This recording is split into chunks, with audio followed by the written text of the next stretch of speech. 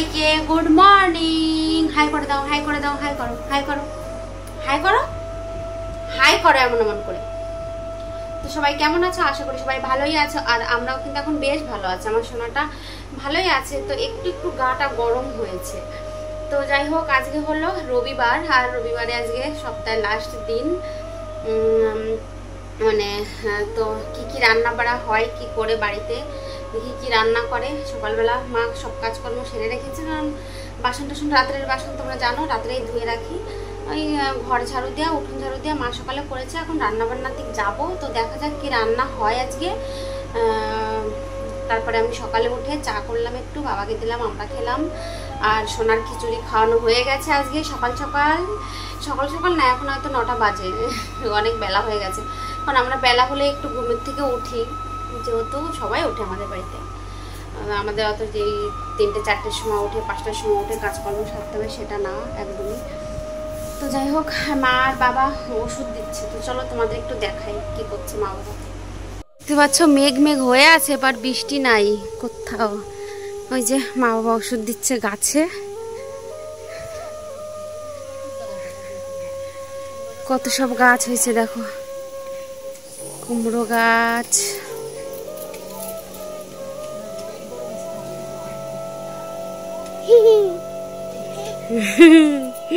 তুমি নিবা ওটা? ঝাটকল হয়েছিল আমাদের বাগানে, তো ওষুধ দিচ্ছে বলে মা তুলে ফেললো, কারণ নষ্ট হয়ে গেলে আর ভালো লাগবে না। কত সুন্দর, দাঁড়া তোমাদের একটু ভালো করে দেখাই, দেখো দারুণ, হেভি টেস্ট লাগে এগুলো খেতে। এই জায়গাটা আগের দিন ননদ পরিষ্কার করে দিয়েছে, দেখতে পাচ্ছ কত গাছ হয়েছে, ছোট ছোট ফুল গাছ, এই যে অনেকগুলো গাছ হয়েছে। আর বাবা যে ওষুধ দিচ্ছে, মা পিছে পিছে করছে, কারণ বাবা যেখানে সেখানে ওষুধ দিয়ে দেয়।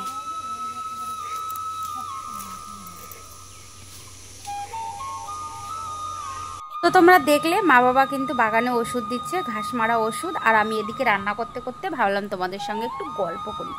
গল্প বলতে আজকে কিছু কথা বলবো। আজকাল মোবাইল খুললেই দেখতে পাচ্ছি যে শাশুড়ি কখনো মা হয় না। আচ্ছা, যদি শাশুড়ি কখনো মা না হয়, তাহলে আমরা ছেলের বউরা কি কখনো মেয়ের মতো হতে পারি বলো তো? যদি কেউ বলতে পারো আমাকে, তারা কিন্তু অবশ্যই কমেন্ট করে জানাবে। যেমন আমাদের অনেক ফ্যামিলি আছে যেখানে শাশুড়ি মায়ের জন্য একটা ব্লাউজ জোটে না, অন্যদিকে দেখা যাচ্ছে তার নিজের মায়ের জন্য 4টে 5টা করে শাড়ি নিয়ে যাচ্ছে, তাদেরকে ভালো মন্দ খাওয়াচ্ছে, কিন্তু অনেক শাশুড়িদের পেটে ভাত নেই। তার ছেলে যে নিজের হাতে বাজার করে ভালো মাছ নিয়ে আসছে, বড় মাছ নিয়ে আসছে, তাকে যে একটা মাছের পিস দেবে, সেরকমটাও কিন্তু আমাদের সমাজে আছে, সেরকম মেয়েও। তো যদি কখনো ভাবি না যে একটা মেয়ে হয়ে কেমন, কি করে এমনটা হয়, কি করে যে একটা জায়গায় আমি বেশি খাচ্ছি, আমার শাশুড়িটা না খেয়ে আছে, কি করে পারি গো? তারা কি মেয়ে? না মেয়ে নামে কলঙ্ক অনেক আছে। তো শুধু শাশুড়ির দোষ সবসময় দিলে হয় না। একটা শাশুড়ি কিন্তু তার তিল তিল করে তার ছেলে মেয়েদেরকে মানুষ করে, কারণ তারাও তো করে। যারা শাশুড়িদের সঙ্গে খারাপ ব্যবহার করছে তারাও তো মানুষ করেছে, তারা বুঝতে পারে না যে আজকে আমি এত কষ্ট করে মানুষ করেছি, তো আমার শাশুড়িটারও কিন্তু এরকম কষ্ট হয়েছিল মানুষ করতে। আমি এত ভালো কথা বলছি দেখে ভেবো না যে আমি কিন্তু ভালো। দেখো, আমারও কিন্তু সংসারে অশান্তি হয়, শাশুড়ির সঙ্গে ঝগড়াও লাগে, রেগে বাপের বাড়ি চলেও যাই, আবার আসি, আবার ভালোবাসি, আবার সবার সঙ্গে একরকম, আবার হাসি মুখে তাকে মা বলে ডাকি। হোক না সে নিজের মা না, তো কি হলো? মা তো, মাটা নিজের হোক বা পরের, মা মাই হয়। সবসময় এটাই জানবে যে মা সে মাই হয়। সে যখন খিদে পেলে বেলা হয়ে যায়, বলে না, বলে যে ভাত খেয়ে নাও, সে হয়তো না খেয়ে আছে, কিন্তু আমাকেও তো বলে যে বৌমা তুমি খেয়ে নাও, বলে না? সবাই বলে। হ্যাঁ, কিছু কিছু আছে মানুষ, সব মানুষ তো একরকম হয় না। খারাপ শাশুড়ি না থাকলে আর, মানে হাতের 5টা আঙুল যেমন সমান হয় না, তো সব শাশুড়িরাও কিন্তু খারাপ হয় না। আর একটা কথা, শাশুড়ি কখনো মা হয় না। শাশুড়িকে যদি মায়ের মতো ভালোবাসো, শাশুড়িটাও মা হবে, ঠিক আছে? কিন্তু আমরা তো আমরা বৌমারা কী করি, আমরাও তো নিজের মায়ের মতো ভালোবাসি না শাশুড়িটাকে। নিজের মাকে যতটা ভালোবাসি তেমনটা করে ভালোবাসি শাশুড়িকে, শাশুড়ির কষ্ট তেমনটা দেখি, সারাদিন কাজ করছে,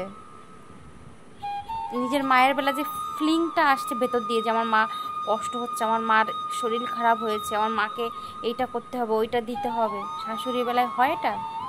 হয় না, হয়তো হয় না।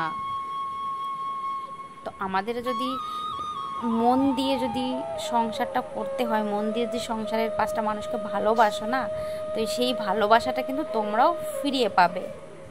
আজকে আমি যা কিছু শিখছি বা শিখেছি আর আগেও শিখবো, সেটা কিন্তু আমার শাশুড়ির কাছ থেকে শিখবো। আমার মায়ের কাছ থেকে কিন্তু আমি কিছুই শিখিনি, কিছু শেখায়নি। মানে যে বয়সটা শেখাচ্ছিল সেই বয়সটা তো মা বিয়ে দিয়ে দিয়েছে। তারপর অনেকগুলো বছর বরকে নিয়ে বাইরে থাকা, সংসার জীবনে না থাকা, তারপর আবার ফিরে আসা সংসারে, মানে প্রচুর কথা, প্রচুর অনেক আছে মনে। মনে ছিল সংসারটাকে সারা জীবন প্রচুর ভালোবাসি, কিন্তু তেমনটা করে সংসারটা করার সুযোগ হয়নি। এখনও কিন্তু আমার প্রচুর মাথা গরম, প্রচুর রেগে যায়। মা একটা কিছু বললে প্রচুর রেগে যায়, বাপের বাড়ি চলে যায়। কিন্তু আবার সে জায়গার জিনিস জায়গায় চলে আসি, সবাইকে ভালোবাসি, ভালো ব্যবহার করি, সবার সঙ্গে হেসে কথা বলি। আমি তো একটা মেয়ে, বলো। আর মেয়েদের মনের মধ্যে যদি ভালোবাসা না থাকে তো কার মধ্যে থাকবে? আর ভালোবাসা দিয়ে কিন্তু সব কিছু জয় করা যায়।